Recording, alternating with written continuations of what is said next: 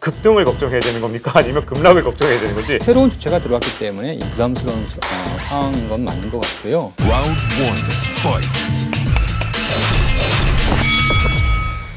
혹시 코로나19 대책에 어떤 부동산을 염두에 둔 금융 대책이 있었기 때문이다 이렇게 보시는 건가요? 혹시 회복되는 이유가 있다면? 그렇게도 볼 수 있고요. 제일 중요한 건 어쨌든 정부가 이제 자영업자를 중심으로 자영업자, 중소기업을 중심으로 대출을 15조, 20조 원 정도 각각 그렇게 대출 공급을 하기로 했잖아요. 이 자금이 이제 시중에 유입되면서 월중으로 은행 대출이 각각 30조씩 늘어났고요. 이 자금이 상당 부분은 아마 주식에도 갈 수 있고요. 그 다음에 일부분은 부동산도 가는데 이런 이유로 이미 부동산 경매 시장이 빠르게 반등해서 전 고점으로 다시 올라온 상황이에요. 그만큼 이제 경매 시장은 이런 자금 흐름들을 빠르게 반영하는데 벌써 가격에서 나타나고 있다는 거죠. 아, 그렇군요. 그러면 여기서 좀 이렇게 혼란스러운데 부동산 시장에 대해서 이제 앞으로 급등을 걱정해야 되는 겁니까? 아니면 급락을 걱정해야 되는 건지 어느 부분이 지금 어느 쪽으로 불안정한 건가요? 부동산 시장은? 펀더멘탈은 어차피 가격이 절대적으로 높은 수준이기 때문에 부담스러운 상황인 건 맞는 것 같고요. 그럼에도 불구하고 단기적으로 매달 30조 원이면 평균적인 자금순 중에 3배 이상의 지금 대출이 늘어나고 있는 거거든요. 이게 3월, 4월 지속됐고요. 네. 5월 달에도 못해도 한 20조 이상은 가능해 보여요. 네. 이런 자금의 공급이 이루어지게 되면 어쨌든 자산 시장은 가만히 있지 않을 겁니다. 단기적으로는요. 그래서 선별적으로든 아니면 전체적으로든 아마 자산 시장 그중에서 부동산 시장은 일시적으로 반등할 가능성은 있어 보인다 말씀을 드리는데 다만 이게 지속성이 있냐에 대한 부분들은 좀 퀘스천 마크입니다. 그거는 아마 정부의 정책 기조가 바뀔 가능성이 어느 정도 있기 때문에 그거는 지켜봐야 됩니다. 어떤 식으로 바뀌는 걸 말씀하시죠? 우선은 지금 정부의 어떤 그런 정책자금 대출, 긴급자금 대출이 지금은 사실상 신용등급을 무시한 무차별적인 1.5%의 초저금리 대출이고 그리고 최대 7천만 원까지의 대출이 나오고 있거든요. 그러니까 이 돈으로도 뭐 충분히 이제 주식도 할 수 있고 부동산도 레버리지를 쓰면 할 수 있는 규모의 자금이 생겼거든요. 네. 근데 이게 이제 5월까지, 이제 4월까지고요. 대략 5월까지 될 것 같긴 한데 어쨌든 5월 이후에는 이걸 한도를 1,000만 원 이하로 낮췄기 때문에 많이 이제 이게 완화될 것 같아요. 정부도 우선은 이제 급하다 보니까 돈을 좀 쫙 푼 상황이고요. 네. 이게 뭐 정부가 의도한 부분은 아니라고 보여지거든요. 네. 어느 정도는요. 그 다음부터는 좀 회수하려고 하는 의지가 있지 않을까 생각이 됩니다. 중요한 거는 앞으로의 정책적 의지는 아마 제가 보기에는 21대 국회에서 이제 아마 본격적으로 새로운 이제 경제 정책, 부동산 정책을 결정하는 시점. 그때 아마 이제 우리가 향후의 방향을 예측할 수 있지 않을까 보여집니다.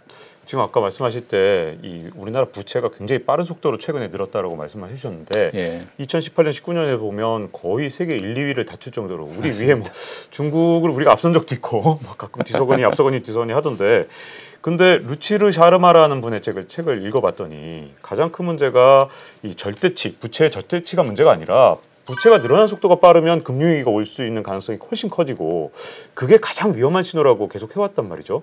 그럼 말씀하신 대로 가계부채가 이렇게 빠른 속도로 늘어나면 이게 혹시 자칫 금융 시스템의 불안정으로 올 가능성은 없을까요? 어떨까요? 그게 현승이야 뭐 늘 잠복해 있는 거고요. 더군다나 아까 얘기 드렸듯이 가계부채의 구조가 대부분 만기 일시 상환이고 그리고 대출의 성격이 대부분 투자 목적으로 이루어진 거잖아요. 네. 어떤 대출 중에서 가장 위험한 대출이 투자 대출이거든요. 네. 그러다 보니 잠재적인 리스크는 굉장히 높다 보는 게 맞을 거고요. 반대로 충당금은 적게 적립되어 있고 이게 이제 결합돼서 항상 우리는 이 문제를 안고 있는 거고 그 과정에서 여태까지 역대 정부들은 이 문제들을 구조조정을 통해서 해결하기보다는 계속 문제를 이어냈던 상황이고요. 이러다 보니까 계속 부채는 쌓여 있는 상황이에요. 네. 적어도 지금부터는 구조조정을 통해서 문제를 해결해 나가야 되는데 구조조정은 항상 아프잖아요. 구조조정의 핵심은 뭐냐면 다른 거 없습니다. 원리금 분할 상환을 도입하고요. 그다음에 DSR 제도를 도입하는 겁니다. 미국의 경우에는 2008년 금융위기 이후에 이런 문제를 어떻게 해결했냐면은 아예 법에 도드 프랭크 법이라고 아시잖아요. 네. 법에 이 두 가지를 다 넣어버렸어요. 원리금 불안 상황과 그 다음에 DSR을요. 네. 예. 그렇게 해서 의무화하도록 한 거죠. 네. 근데 우리나라도 은근히 정말 규제가 정말 많지 않습니까? 다른 나라 오히려 뭐 DTI나 LTV나 우리처럼 DSR도 굉장히 여기저기서 적용하고 있으니까 점점 확대하고 있으니까 이렇게 규제가 많은 나라인데 통계를 보고 진짜 깜짝 놀란 게 미국보다도 가계부채 비율이 훨씬 높은 것 같고요. 그리고 유럽의 웬만한 나라들보다도 높고 스위스 같은 진짜 몇몇 나라만 빼놓으면 우리나라 가계부채 비율이 굉장히 높던데요. 우리가 한때는 정말 저축만 하는 그런 민족이다. 좀 이렇게 투자보다는 저축에 좀 훨씬 더 집중하는 그런 걸로 알고 있었는데 언제 이렇게 바뀌었고 도대체 이런 문제가 없는 건지도 약간 걱정이 되거든요. 예, 질문을 하기보다는 느낌을 말씀하시는 것 같습니다. 네네. 어쨌든 그 문제에 대해서는 저희가 계속 고민하고 있는데 이런 겁니다. 이제 규제가 여러 개가 있잖아요. 디테일하게. 네. 예를 들어서 이제 9.13 대책 이후에 12.16 대책도 나왔고요. 그 이전에 여러 가지 대책들이 나왔는데 사실은 이런 대책들이 별 필요가 없습니다. 예. DSR 하고요. 그 다음에 원리금 불안 상한 이 두 가지만 모두에게 동일하게 적용하면 됩니다. 그렇게 간단한 방법이 있는 건가요? 아주 간단합니다. 미국은 딱 두 가지만 있습니다. 아무것도 없어요. 우리처럼 복잡하지 않고요? 예. 이 두 가지만 하게 되면 무슨 문제가 생기냐면 현실적으로 집을 우리가 자기 소득 이상으로 구매하기가 어려워지는 거예요. 그리고 또 하나 두 번째 문제가 뭐냐면 이렇게 되면 가게에서 이 주거비가 차지하는 비용이 과도하게 늘어날 수밖에 없어요. 네. 이러면 당장 소비에 민감한 영향을 미치거든요. 이게 부담스러워서 계속 미루었던 건데 그럼에도 불구하고 더 이상은 미루기 어려운 상황이라고 저는 보고요. 이번 기회라도 DSR과 원리금 불안 상한 이 문제를 과감하게 모든 대출에 적용하는 거예요. 그러니까 어떤 대출은 도입하고 어떤 대출은 안 하고 이런 식으로 하면 안 됩니다. 네. 예를 들면 신용대출 3년 있잖아요. 그것도 네. 전부 원리금 불안 상한에 됩니다. 그렇군요.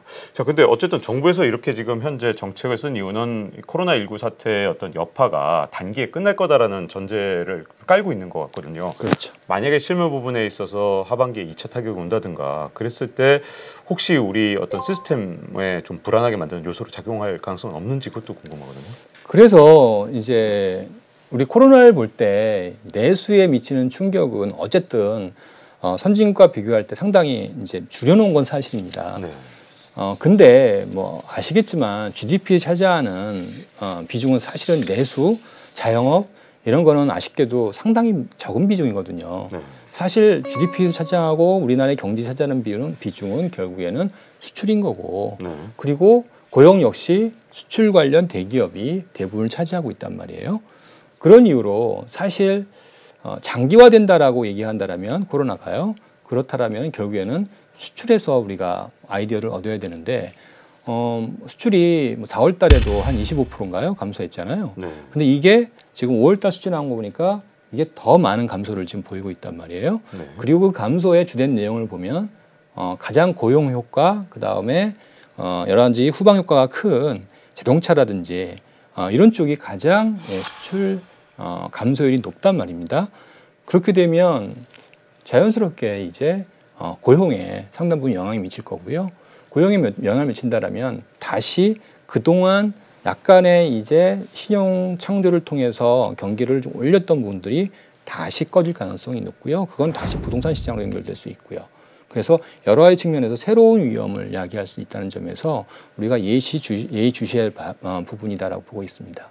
지금 현재 약간 좀 매치가 좀 안 되는 부분 중에 하나가 네. 금융시장이 특히 주식시장이라든가 채권시장이 전부 다 안정된 모습을 보이니까 위험을 먼저 선반영한다는 주식시장이 특히 안정돼 있잖아요.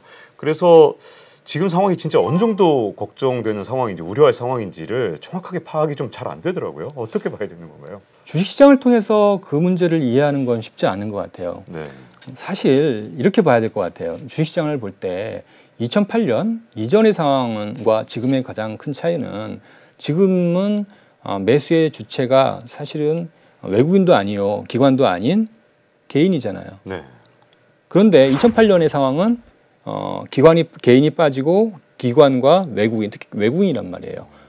외국인이 이런 경제의 펀더멘탈에 대해서 먼저 이해하고, 특히 글로벌리 경제의 펀더멘탈을 이해하고 지속적인 매도를 보였단 말이에요. 이 상황은 그때나 지금이나 사실은 같아요.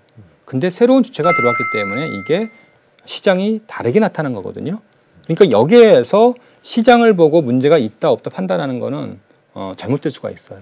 매수주체가 달라졌기 때문에 지금 현재 주식시장이 보내주는 시그널 이 자체를 그렇죠. 지금 완전히 신뢰할 수 있는 시그널이냐. 그렇죠. 이 부분에서 그렇죠. 문제점이 있다는 거군요. 예, 그렇고요. 네. 적어도 외국인들은 이번 코로나 문제가 글로벌리 쉽지 않은 문제다라고 판단하고 있고, 그거는 결국 한국의 경우에는 수출에 상당 부분 타격을 줄 것이다라고 판단하고 있고, 한국처럼 수출 주도형 경제, 외생 경제가 이제 사실 많은 영향을 받는 이런 국가의 경우에는 상대적으로 언더할 것이다 생각해서 계속 지속적으로 매도했던 거란 말이에요. 그렇게 본다라면 가격으로 보는 것보다는 외국인의 어떤 그런 매수 태도, 이거를 보고 우리가 이해할 텐데, 적어도 그들은 한국을 그렇게 낙관적으로만 보고 있는 것 같지 않다. 저희는 오히려 그렇게 생각합니다. 부동산이든 자영업이든 하시는 분들 어떻게 행동하는 게 좋을까요, 올해?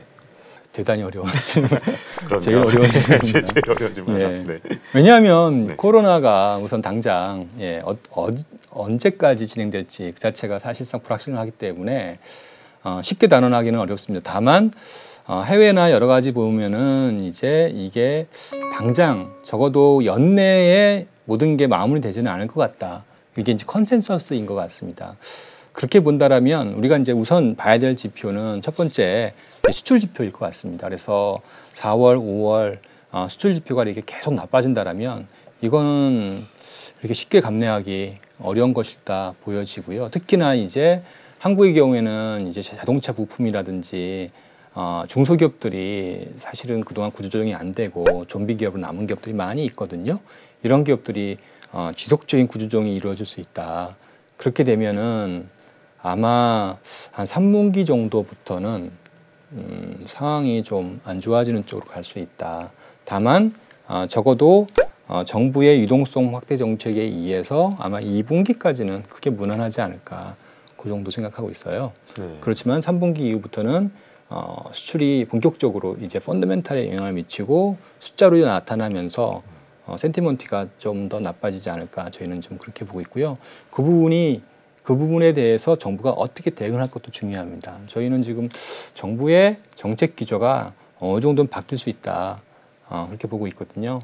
단지 대출을 확대하는 형식으로 위기를 당장 극복하기보다는 아마 이제 21대 국회가 등원된다라면 재정을 이용해서 조정할 거는 구조 조정을 하고 지원할 거는 지원함으로써 선별적으로 대응을 하지 않을까. 그렇게 해야만 또 살아날 것으로 보여지고요. 그렇게 돼서 이제 살아남은 기업들이 확보한다라면 뭐 충분히 또 그 다음에 국면을 우리가 기대할 수 있다. 그 전까지는 상당히 좀 불확실성이 좀 있기 때문에 좀 저는 지켜보자.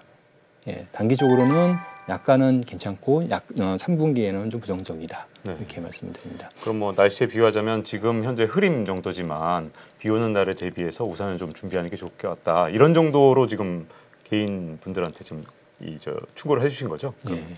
그리고 정부 덕에 혹시라도 비가 안 올 수도 있는 거 아니냐, 이런 희망적인 얘기를 좀 해주신 거 아닌가, 이렇게 생각이 좀 드는데 맞습니까? 이렇게 이야기. 예, 맞습니다. 네.